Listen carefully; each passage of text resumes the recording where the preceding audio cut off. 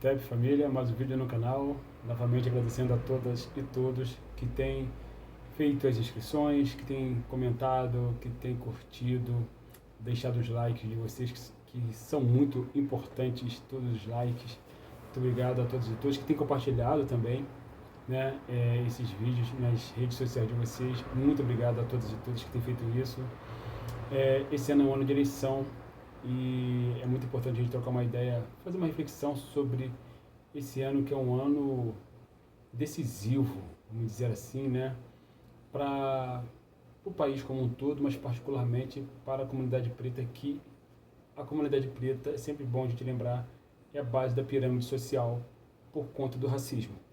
E aí é importante a gente fazer uma reflexão, porque o que acontece? Muitas vezes a comunidade preta, as pessoas negras, né, a galera que produz conteúdo, inclusive aqui no YouTube, né, que é preta, muitas vezes são acusados apenas de falar de questões raciais, questão do preto e tal, que temos que falar mesmo, temos que discutir mesmo essas questões, que são questões muito importantes, só que não somos só nós que devemos discutir isso, né? Isso é um ponto. Um outro ponto é que a gente também tem condições de discutir sobre política, sobre sistemas políticos, né? Sobre ideologias políticas, sistemas econômicos, sistemas políticos, né, que existem no mundo. E a gente vive sob um deles, que é o sistema capitalista. E existe um outro sistema político-econômico, né, que, em tese, ele seria mais progressista, né? Porém, ele não dá conta, necessariamente, das questões negras. E aí, o que acontece? Existe uma conversa, agora que ganhou ainda mais força agora nesse ano de 2022, de que o Brasil está polarizado, né? Como se a polarização fosse um fenômeno recente da nossa história. Fenômeno de uns 3, 4 anos para cá, né? Enfim, só que não. A polarização no Brasil é um fenômeno que tem 522 anos. A gente precisa fazer essa análise bem, bem precisa, bem cirúrgica, né? Porque esse país, ele começou a se polarizar a partir do momento que esse território, chamado anteriormente de Pindorama, pelas comunidades nativas, né, chamados pejorativamente de índios pelos europeus, esse território ele foi invadido em 22 de abril de 1500, segundo a historiografia, né? E desde então esse território tem assistido uma polarização de grupos que vivem aqui, né? Essa polarização ela se desenhou, né, a partir do momento que um grupo invadiu, um grupo branco, europeu, português invadiu e tomou de assalto os meios de produção, o que se chama de meio de produção, que é chamado, né, de meio de produção, que nada mais são, né, que os recursos naturais. Recursos naturais esses que eram utilizados pelas populações nativas de uma maneira absolutamente harmônica, né, com a sociedade. Só que quando essa população branca chega, ela estabelece, né, um domínio brutal e violento sobre esses recursos e alija, no primeiro momento, as comunidades nativas. E no segundo momento eles trazem pessoas sequestradas do continente africano e igualmente alijam do acesso aos recursos, né? Então você tem, desde 1500, né, arredondando, uma polarização de grupos nesse território aqui. Essa polarização não vem de agora, vem desde então, né, há 522 anos. A visão que se estabeleceu essa polarização no primeiro momento, posteriormente, ela veio se chamar capitalismo, né? Antes era um capitalismo comercial, né, por conta das grandes navegações.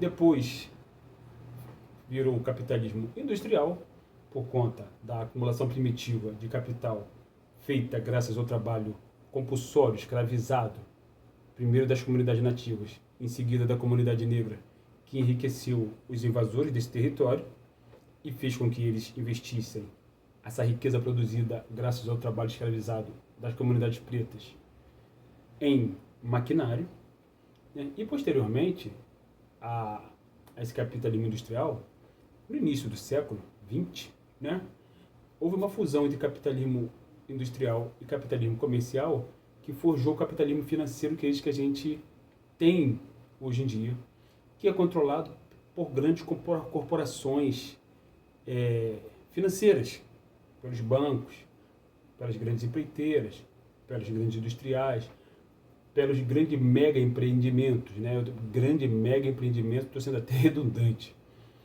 E aí, é importante a gente fazer essa análise porque a quem historicamente serviu o sistema capitalista? A quem o criou? E o que levou os europeus a criar o sistema capitalista?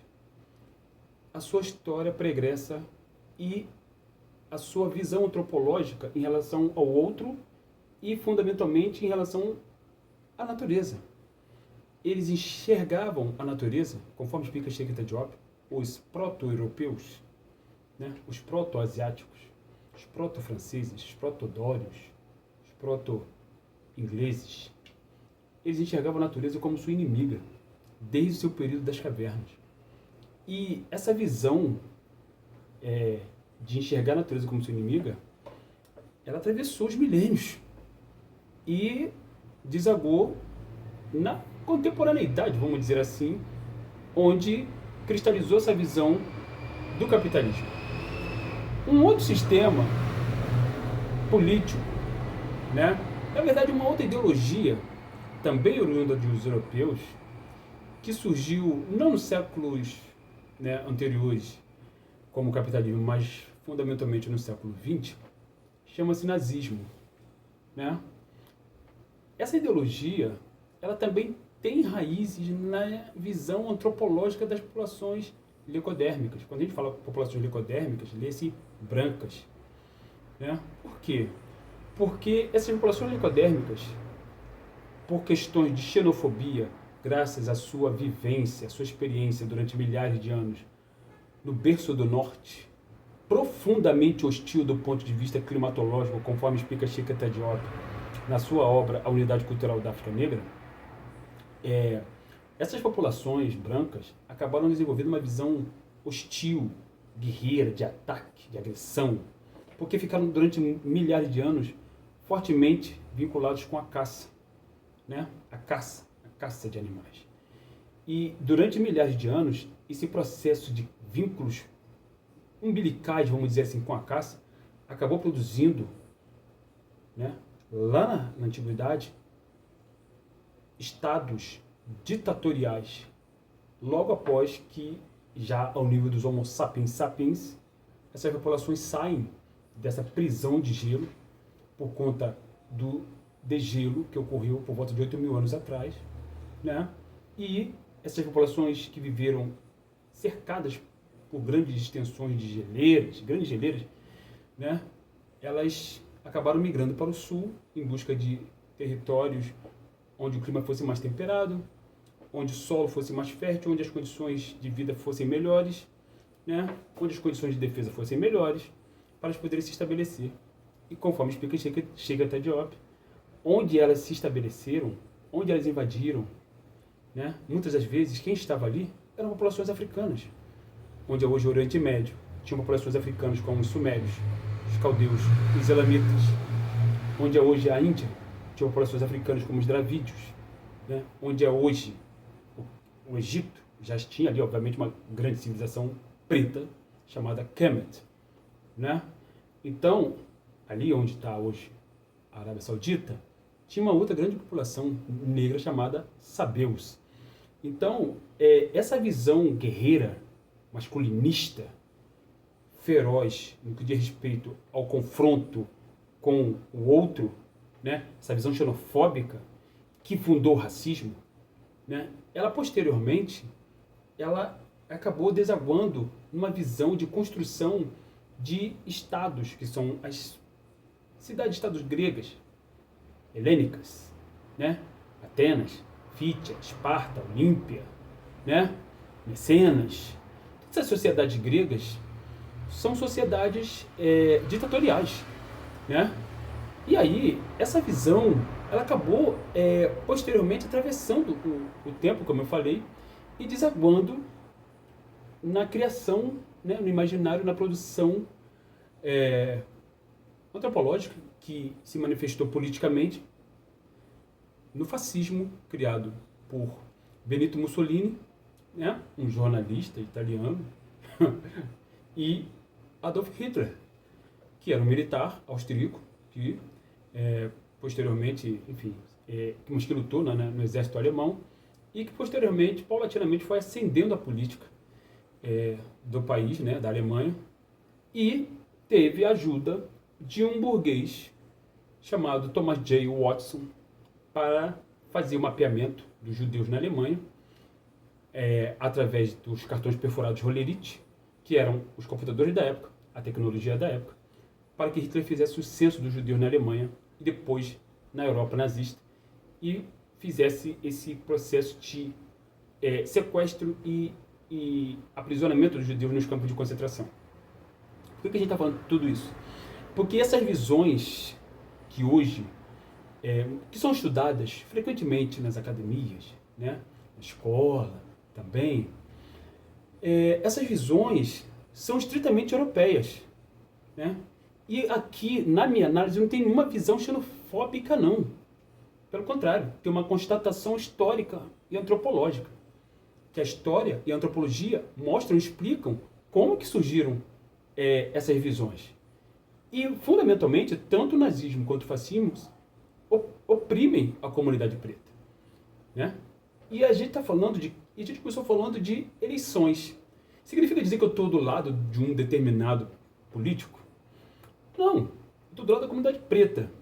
O que eu estou chamando a atenção aqui é que a gente precisa prestar atenção nos discursos que escondem, que suprimem, que maqueiam, né, as origens desses fenômenos como capitalismo, nazismo e fascismo, né, onde eles se manifestaram, as suas raízes, que é no berço euroasiático, né, conforme explica Cheikh Diop.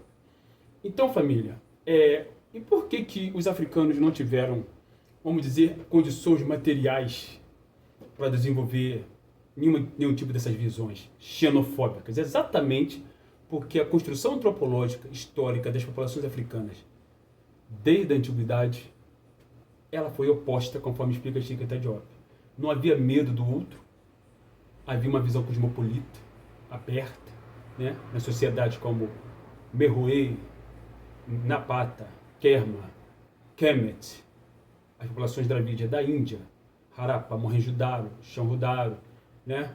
Os caldeus, os elamitas, os sumérios, eram populações cosmopolitas, tinha uma visão xenofílica, aberta, recebia o outro, não repudiava, né? Não combatia o diferente, pelo contrário, né?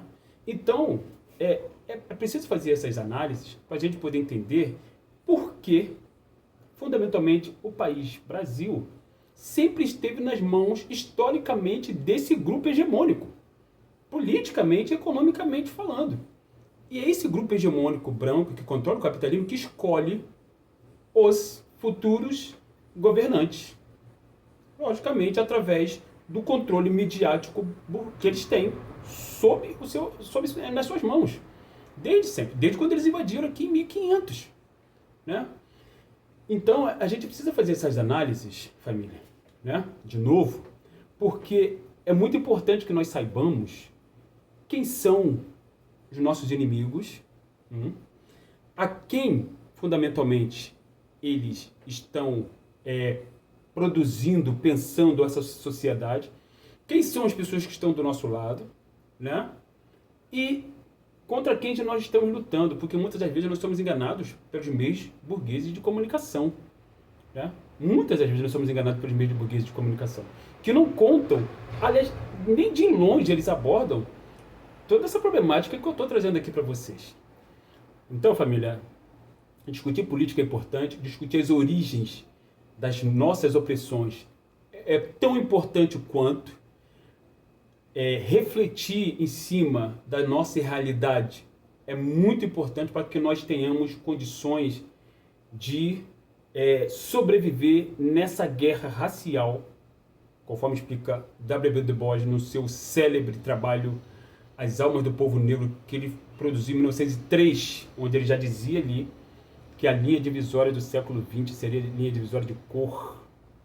Então a gente precisa entender bem, prestar bem atenção, porque nossos inimigos estão espalhados e disseram que nós vivemos numa democracia. Não podemos viver numa democracia onde ainda exista racismo. Se existe racismo, não há democracia. Democracia não pode ser entendida como o ato de tempos em tempos, escolhido por esses caras que controlam o poder, que controlam o poder real, que é o poder econômico, e controlam o poder político. Democracia não pode ser entendido como o ato de apenas apertar botões numa máquina branca, né, onde você coloca ali o número de quem mais aparece na televisão. Né?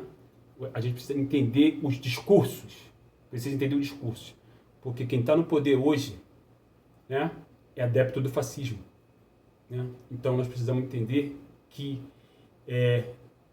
uma tragédia aconteceu ao longo desses 4 anos, uma grande tragédia, né, que nada mais foi, nada mais é que o desdobramento de todo esse período que eu acabei trazendo aqui para vocês, né, e pelo menos na minha visão, vocês podem discordar à vontade, o vídeo é para isso, o canal é para isso, e a gente está sempre aberto para receber os argumentos e os contra-argumentos das nossas reflexões. Ok, família? Continue fazendo inscrição no canal, continue ativando o sininho, continue dando os likes de vocês, continue compartilhando e continue trocando a ideia conosco aqui e fazendo sugestões de pauta, porque esse canal é nosso. Hotep, África no Centro.